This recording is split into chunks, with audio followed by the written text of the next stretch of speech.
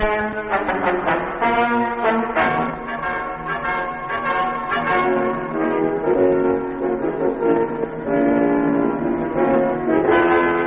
is Henry Simon bringing you another story from my files here at the Missing Persons Bureau. In these stories of the Missing Persons Bureau, dramatized for Henry Simon, names and addresses have, for obvious reasons, been changed.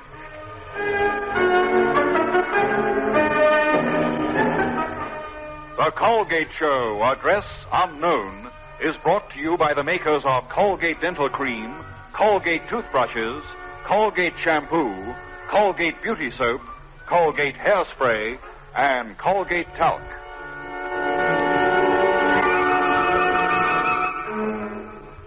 In one moment, the search for Charles Denton. Address unknown.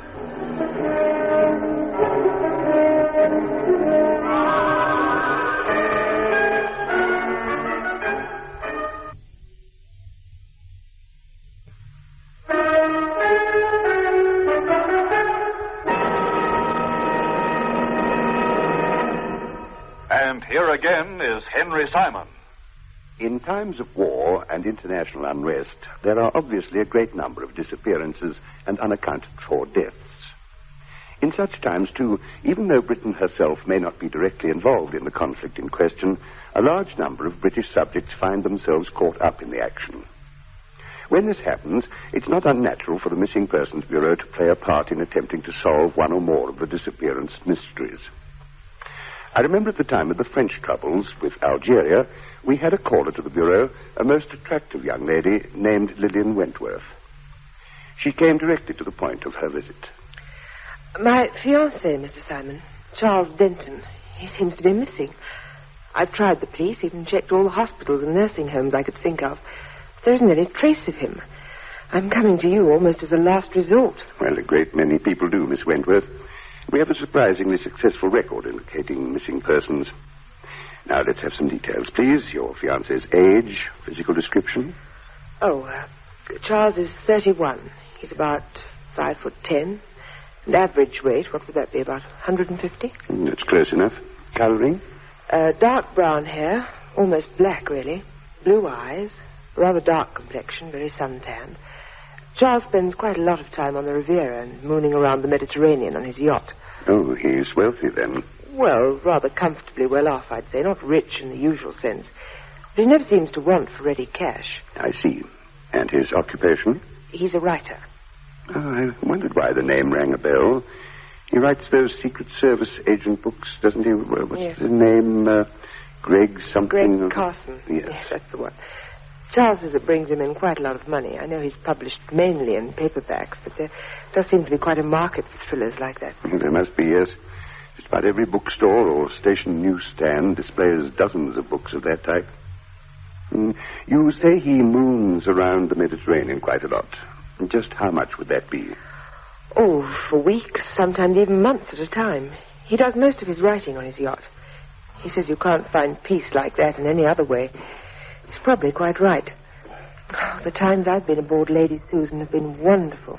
Nobody to bother you, just the sea and the ports of call when you feel like company. I wish I could live like that all the time. I should think all the time would become a bit much, Miss Wentworth. Times like that take on an added flavor when they're not overindulged in, if you pardon the split infinitive. You could very well be right, Mr. Simon. Now, back to your fiancé. If, as you say, he's always away for weeks or even months at a time, how can you be sure that he's missing? Couldn't this just be one of those extended periods? No, Charles has a thing about keeping appointments and never being late. He was supposed to have seen his agent and his publisher 2 days ago, right here in London. But he simply never turned up. Their names? Desmond Wright is the publisher. Trigon Books. You've heard of them? Yes, indeed. The Three Triangles trademark. Yes, that's the one. And Malcolm Bennett, his agent.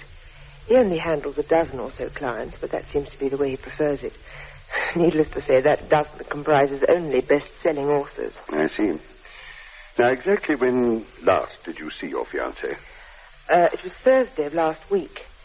He said he'd only be away for 3 or 4 days, but now it's a full week. There's no sign of Charles. Do you know where he went? Yes, he went to Paris. He stayed in his flat there. Number 14, Rue Petier in Montmartre. 14 Rue Petier, Montmartre. Good. You're sure of that, Miss Wentworth? Sure that he did go to Paris? Yes, quite sure. He telephoned me on Thursday night and again on the Friday. Excellent. And his address here in London? 27 Maxton House, Dawes Avenue, Kensington. Oh, that's his home base, really. It's a lovely flat. Now, is there anyone there at the moment? I shouldn't think so. He has a woman who comes in every morning to do the cleaning chores and dusting. Sometimes she cooks for him, too. And her name? Mrs. Kreppel. Kreppel. She's not there this afternoon, then? No, she always leaves at about 1 o'clock. Pity.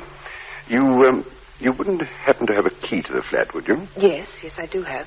Charles gave me one some months ago. But why should you need one, Mr. Simon? Well, the agent I'll assign to the case will probably like to have a look round there. It'd be easier, and I'm sure a lot more comforting to your peace of mind, if you were there when he did so. Oh, I see. Yes, well, that would be fine. Is there anything else, Mr. Simon? Not that I can think of at the moment. If you just leave me your address and telephone number, I think that'll take care of everything. Oh, and I shouldn't worry too much about all this, Miss Wentworth. In most cases involving missing persons, there's usually a very banal and innocuous explanation. You said in most cases, Mr. Simon. That's what's worrying me. Perhaps Charles is one of those that isn't.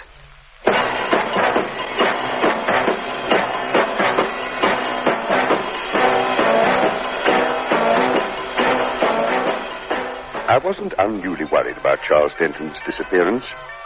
Despite Lillian Wentworth's assurance that he was one of that rare breed of personalities who are never late for an appointment, the fact that Denton was a writer seemed to cancel out the virtues, in my mind at any rate. As a whole, writers are not the most dependable of people, and this could well have been an occasion when Denton decided to stay away on his own instead of returning to London for the appointment with his agent and publisher. I said as much to Agent Luke Parker when I briefed him on the assignment. Parker grinned and blew smoke up at the ceiling. Don't look now, Chief, but you're being kind of bigoted. Bigoted? Me? Sure. In what way, may I ask? Maligning the whole race of writers on account of maybe you happen to have met up with a couple who weren't all that much on the responsible side. And what happens? To shove the whole mess of them into the same category? Oh, why, Chief, some of my best friends are writers. How enlightening. Nonetheless, Parker, we shall take Miss Wentworth's belief in her fiancé's dependability with just a pinch or two of salt. I think it might be an idea if we went round to Denton's agent this afternoon and found out what he thinks of his client's passion for punctuality.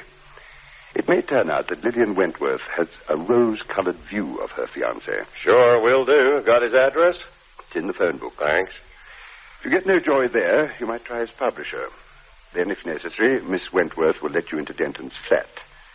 But save that until you have to, Parker. She seems to be the type that protects individual privacy with a passion that borders on the overpowering. When I suggested that you may want to look round Denton's flat, her eyebrows nearly hit the ceiling with disapproval. Okay, message received and understood. Handle a lady with kid gloves, right? It may pay you to do so, yes. Anything else, Chief? It's now 2:14. You have a busy afternoon ahead of you, Parker. I suggest that you get weaving.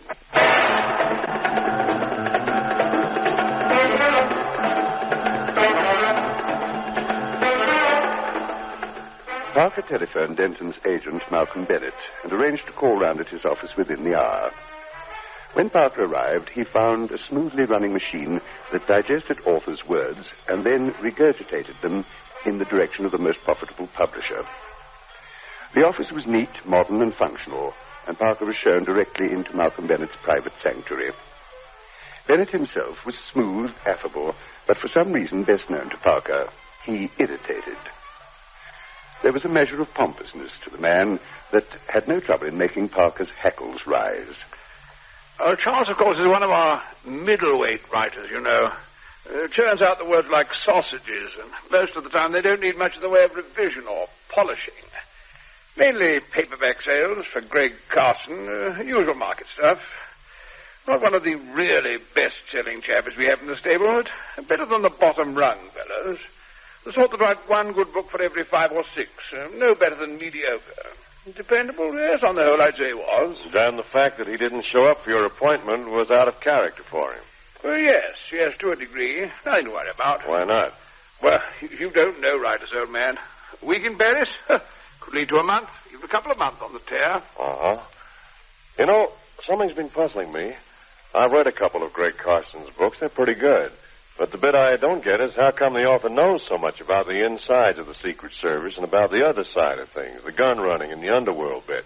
It's almost as though the writing was being done from personal experience. Any truth in that? Personal experience? Oh, you mean was Charles ever mixed up in the intelligence outfit himself? Well, something like that. Perish the thought, old man. Nothing more than a lively imagination, that's all. You're sure of that? Oh, positive, old man. Absolutely positive.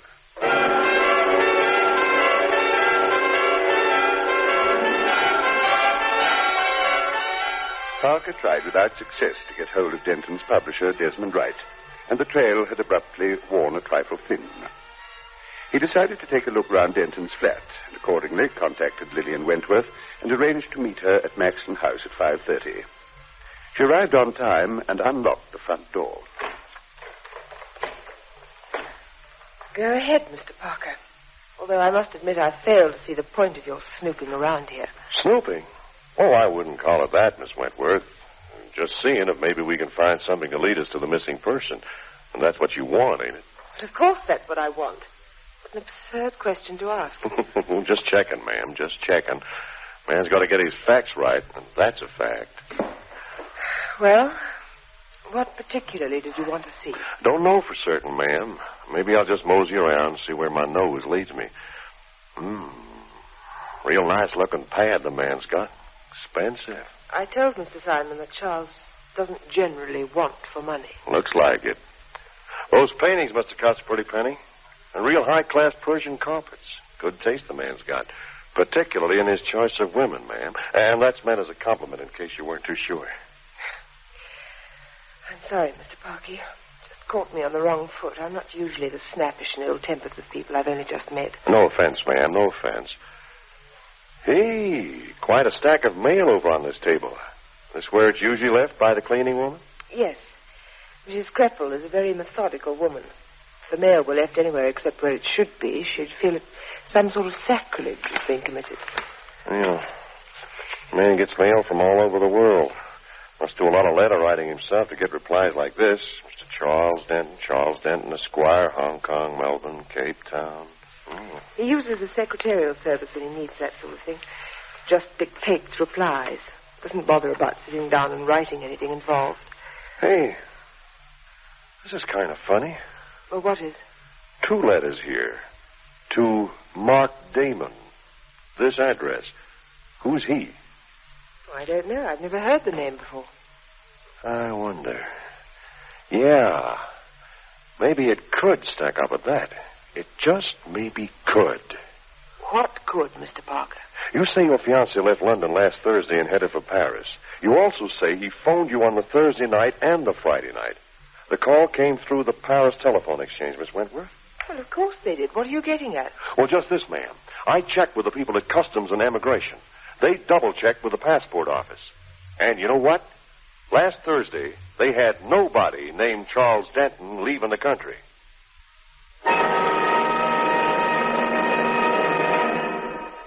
Henry Simon returns to continue this story in just a moment. You are listening to The Colgate Show, Address Unknown. And here again is Henry Simon.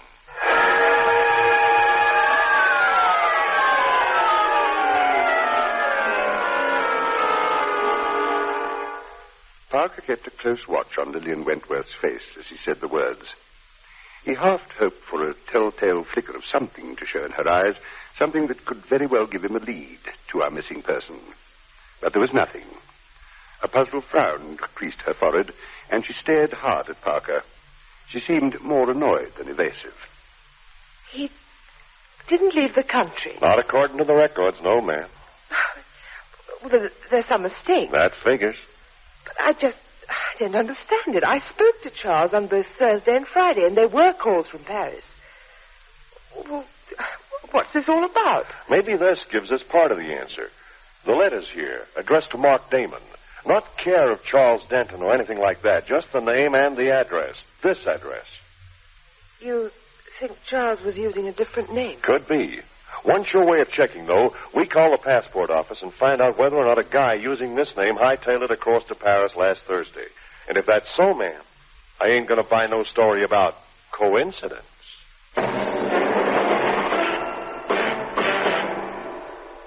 That's it, Chief. The records show that Charles Denton left and returned to this country 3 or 4 times in the last 5 years. But Lillian Wentworth tells me he's been and gone at least 10 times during the same time. And the man who calls himself Mark Damon? Yeah, funny, ain't it? He's been away 6 or 7 times. Add the 2 and you come up with the right answer. So Charles Denton occasionally uses a fake name and a fake passport, I might add, for his trips abroad. Which adds up to something a trifle on the odd side, I'd say. It stinks. Quite so. Any theories, Parker? Nothing that comes up with anything solid. Just a whole mess of theories and ideas that could fit the facts, but they don't happen to have any proof lying around to back them up. And Lillian Wentworth? Has she any ideas? None. Far as she's concerned, her boy Charles is pure as the driven snow. And this double passport jazz don't make any kind of sense to her. You sound as though you believed her. Yep, sure do. I threw a high curve, and when I hit her with the dope about Denton not leaving the country, I hoped maybe she'd react, and I was watching her like 3 hawks. But no soap, Chief. It didn't mean a thing to her. And you know the way I am with phonies, I smell them from miles away. Not so with Lillian. She's on the level, but somebody else might not be. Who? Malcolm Bennett. Denton's agent? What makes you think so? I don't know. Nothing he said, nothing he didn't say, but I didn't like the way he said it. Too glib, too smooth, too much like he was trying to lead me away from where I was heading. Anything in particular? Just one. In one breath, he told me Denton was a reliable cat, real dependable. And the next, the fact that Denton didn't show up for the appointment meant nothing at all. Just the way writers behave and forget about it. Interesting. What now, Parker? Paris. I checked with our client and she okayed it. That's where Denton was, so that's where we pick up the trail, okay? His flat. How do you get in? Easy. Lillian Wentworth had a key for that one, too. This one. Any more questions? On your way, Parker. On your way.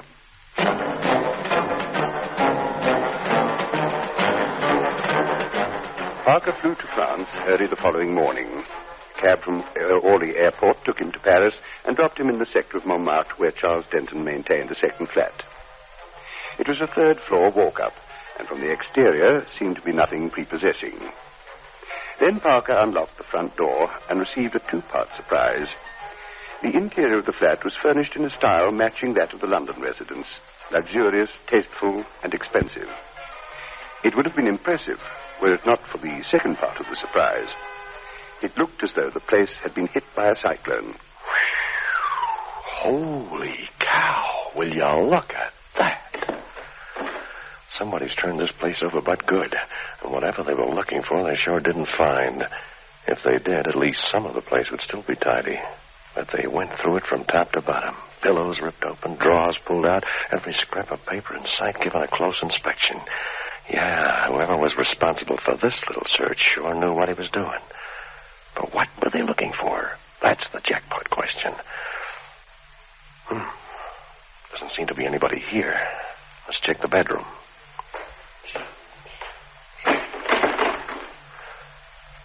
No, same sort of scene in here. Mattress ripped apart, wardrobe contents thrown all over the place, more drawers dumped on the floor. And no sign of Denton, which is maybe the most encouraging thing about it. If there was any sign of him, he'd probably be his dead body. Heck, now what do we do now? No other leads to follow here in Paris. No way of telling where Denton may have headed. Looks like you had a free airplane ride, Parker, and got nothing for it. But where do you go for honey now? You! Do not move. Stay where you are. Oh, come on in, buddy. The water's fine. Keep your mouth shut. Speak only when I demand an answer. Funny thing, pal. You're real persuasive, or could it be that gun in your hand that makes you so appealing? It would be to your advantage to do as I say, my friend. And I want you to speak. Speak, but not in any other circumstances. Understood? Yeah. Now, who are you? What are you doing in this apartment? Looking for the owner. My name's Parker. For whom do you work? Missing Persons Bureau. What? Are you attempting to mock me? I would advise against such foolishness. You asked who I work for, I told you, no gag. I do not believe you. For what reason are you in Denton's flat? You did not break in, therefore you had the key. From where did you obtain it? Well, how do you know I didn't break in? This apartment has been under observation for several days now. We expected one of Denton's associates to arrive, and we were not wrong, were we? Very wrong, pal. I have never seen Denton before in my life. You think we are fools? Turn around. What for? Turn around. Okay, buddy. That's the way you want it.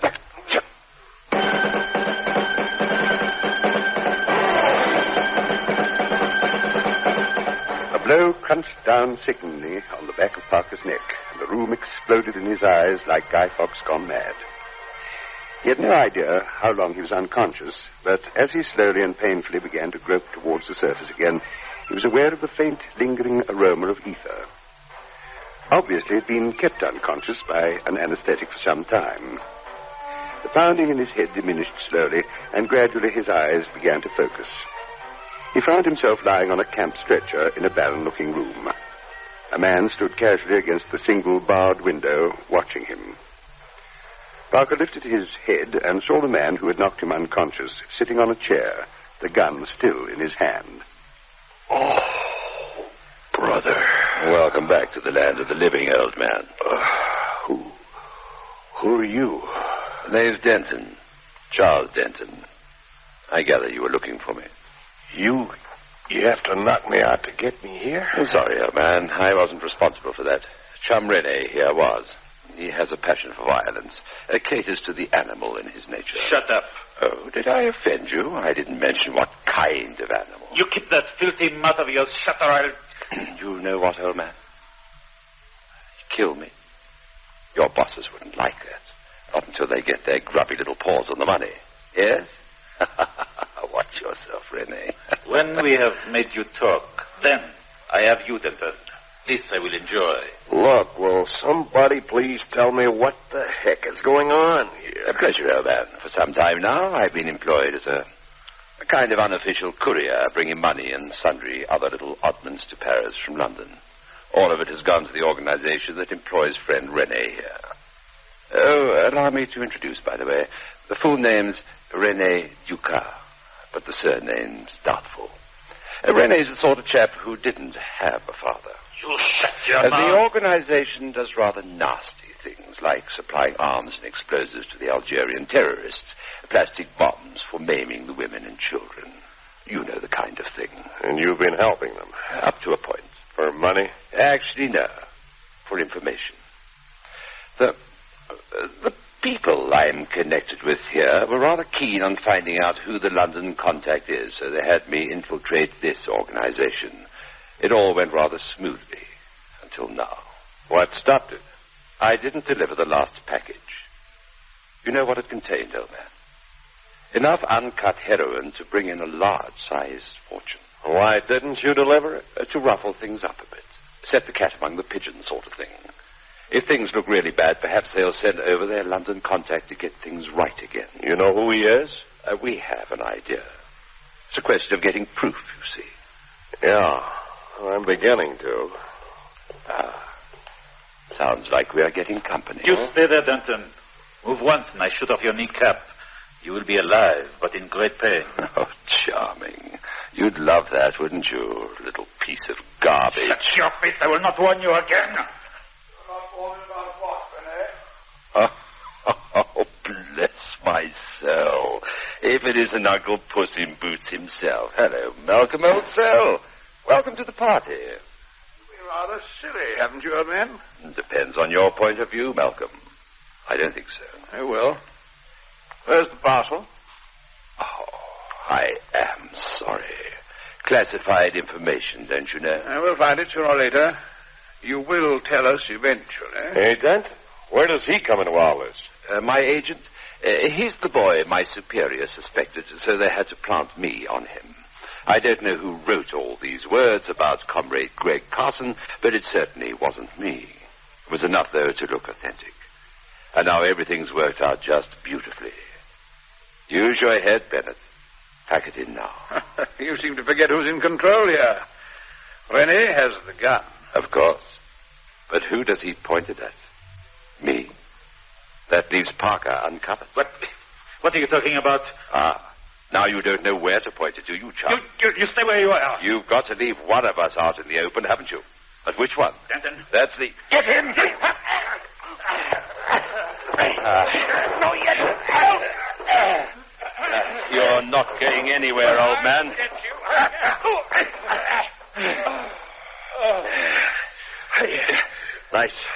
Nice going, pal. Thank you. That was one sweet right cross. Yes, I'm sure Bennett's appreciated it. We couldn't have him walking out on us, could we? No, wouldn't have been at all polite.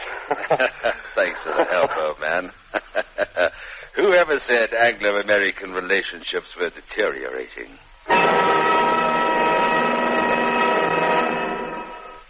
Henry Simon returns to conclude this story in just a moment.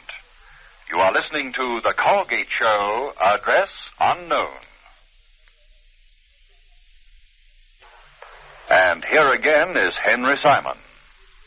Luke Parker had found himself in the thick of a deadly game involving gun runners, drug addicts, and terrorists. But his quick thinking in diving for the man with the gun had saved what could have been a highly unfortunate situation. And the organization that employed Charles Denton? I'm afraid we cannot divulge information of that nature. The Official Secrets Act, you know. And now, as always, this is Henry Simon inviting you to meet me here again, and for the present, bidding you